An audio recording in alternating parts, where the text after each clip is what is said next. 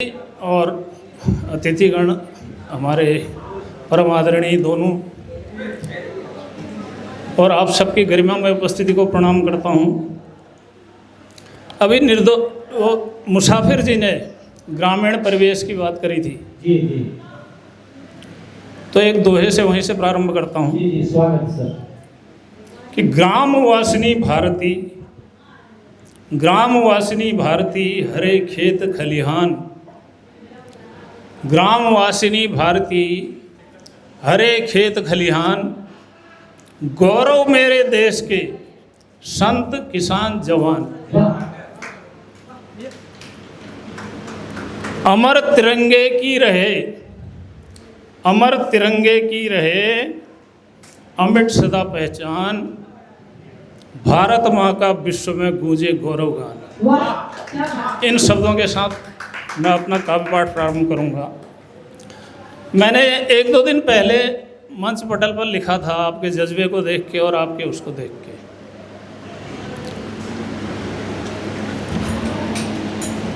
कि मंच काव्य मंजूषा का अनुपम होगा कृत्य। हालांकि मैंने वो उनके लिए लिखा था, बड़ी लंबी थी, उसमें से एक ही लाइन में पढ़ूंगा अभी। वो उनके लिए लिखा था कि कुछ अपने अजीज मित्र थे पुराने, वो नहीं आ पाए और उनको मैं यहाँ ऐसे ढूंढ रहा था कि आप कल्पना करिए, गांव में पहले से मूंगफली खाते थे ना, और आपके पास आखिरी दाना बच गया और उसका दाना आपसे खो गया, फिर देखिए क्या बेचैनी होती है। सही ऑब्जर्वेशन है जो आने की वजह। तो मैंने कहा था कि मंच काव्य मंजूषा का अनुपम होगा कृत्य। जो हो रहा है देख रहे हैं हम। तन को नाच ना आता हो हृदय करेगा नृत्य। और आज सबके हृदय नृत्य कर रहे हैं यहाँ पर। आप आए, बड़े सौभाग्य की बात है। और हम आशीर्वाद पा रहे हैं। नहीं, मैं सुबह से सुन रहा हूँ और आपने सुबह आते ही अपना कहा कि मेरे दोनों पिताजी यहाँ पर हैं, मेरी भी दो बेटियाँ हैं। बेटी क्या होती है मुझे, यहाँ कई तरह की अपने अपनी जगह पर सारी बात सही हो सकती है। कहीं पर कहा कि बेटी का कोई घर नहीं होता, कहीं मायका होता है, ससुराल होता है, वो ठीक है, हर परिवेश में वो स्वीकार्य होता है। अलग अलग जगह पर अलग अलग परिस्थिति है। यहाँ देख के मेरे को जो लगा कि मन खुश हो गया। सही बात है। अगर ये परिवेश समाज ने बदला है तो वो समाज को ही बदलना पड़ेगा। हमको स्वयं पहल करनी पड़ेगी। आपने कहा दो दो पिताजी हैं, तो उसमें उस समय मेरे को अपना एक मुक्तक याद आ रहा था कि किलकारी बेटी की गूंजे घर की सुखद घड़ी होती, किलकारी बेटी की गूंजे घर की सुखद घड़ी होती है, माता पिता के दुख दर्दों में बेटी संग खड़ी होती है। धीरे धीरे बड़ी हो गई समान पाती आज गोद में, दिल में समान पाए लेकिन इतनी कहाँ बड़ी होती है।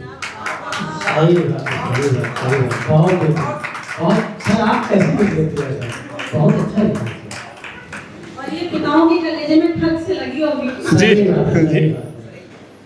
अनुभव है मेरा। तो अनुभव पे ही एक छोटी सी रचना, कुछ पंक्तियां हैं कि जीवन का नव अनुभव मैंने अपनी आंखों से देखा है। आपने गीत गज़ल बहुत सुन लिए हैं, वो मुझे नहीं आते हैं लिखने। एक दिन मैंने कह दिया था मैं वो नहीं लिखता हूँ, तो किसी ने मुझे टोक दिया लिख सकता है, मैं कहा नहीं आता है यार, इसलिए नहीं लिखता हूँ। आपने मुझे शब्द ऋषि की उपाधि दी है उसके लिए। जीवन का नव अनुभव मैंने अपनी आंखों से देखा है। तपती जेठ दोपहरी देखी, पूस की रात घनेरी देखी, सर भादो मेघ गर्जना देखी, शरद दीप्ति बिखेरी देखी, उदय अस्त होते नित रवि को अपनी आंखों से देखा है। जीवन का नव अनुभव मैंने अपनी आंखों से देखा। क्या बात है, क्या बात। संकट के बादल भी देखे, संकट के बादल भी देखे, नैनों में काजल भी देखे, हाथ खनकती चूड़ी देखी, पैरों में पायल भी देखे, दुनिया की सब चकाचौंध को अपनी आंखों से देखा है। जीवन का नव अनुभव मैंने अपनी आंखों से देखा। शब्द भी देखे, शब्द भी देखे, चित्र भी देखे, सुंदर भाव पवित्र भी देखे, बिल्कुल। शब्द भी देखे, चित्र भी देखे, सुंदर भाव पवित्र भी देखे, कभी राह में कांटे बोते बंधु और कुछ मित्र भी देखे। मगर लिखा ना विधि का टलते अपनी आंखों से देखा है। जीवन का अनुभव मैंने अपनी आंखों से क्या देखा। बात है, क्या बात है सर, क्या बात है जी। बहुत तेजी, बहुत तेजी। अब इसमें एक पंक्ति एक ऐसी है कि जिसके लिए ये सारी रचना मैंने लिखी है, वो बंद है कि मानवता को मरते देखा, मानवता को मरते देखा, अगर सत्य को डरते देखा। मानवता को मरते देखा, अगर सत्य को डरते देखा, दौलत के आगे विवेक को झुककर वंदन करते देखा। सत्यता से कर दो, सत्यता से कर दो। मानवता को मरते देखा, अगर सत्य को डरते देखा, दौलत के आगे विवेक को झुककर वंदन करते देखा, संवेदना शून्य मानव को अपनी आंखों से देखा है। जीवन का अनुभव मैंने। क्या बात है, क्या बात है।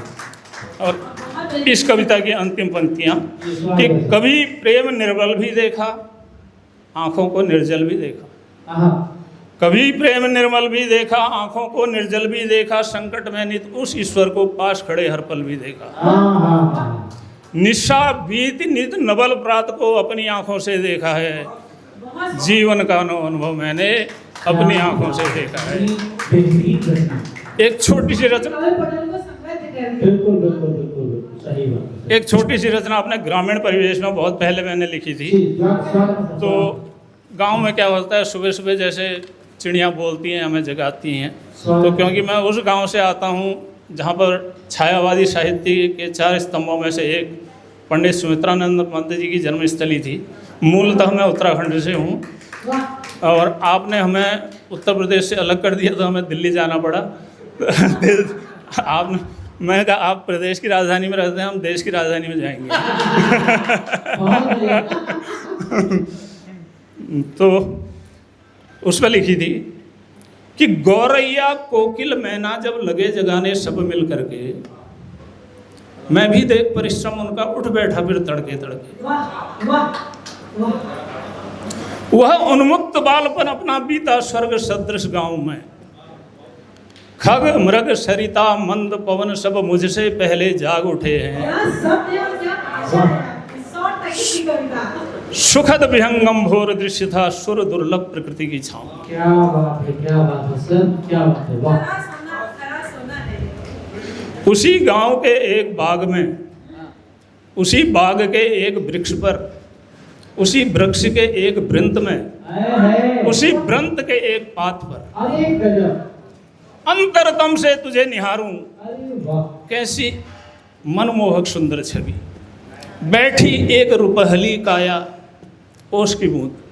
क्या बात है। बैठी एक रुपहली काया आश लगाए पलक टिकाए, अरुणोदय की करे प्रतीक्षा, नवमंडल में कब प्रकटे। बहुत सुंदर, बहुत सुंदर, वाह वाह वाह वाह। सृष्टि नियंता ही जाने यह क्या प्रारब्ध लिए तुम आई। सृष्टि नियंता ही जाने यह क्या प्रारब्ध लिए तुम आई।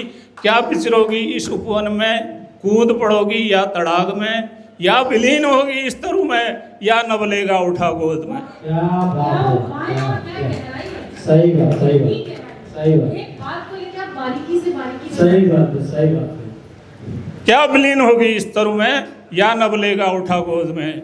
हो अधीर उत्कंठित चाहूं प्रकृति सुधा, तुम करो ठिठोली, अगर आनंदित हो खेलो तुम इस उपवन के अमित मोद में। वाह,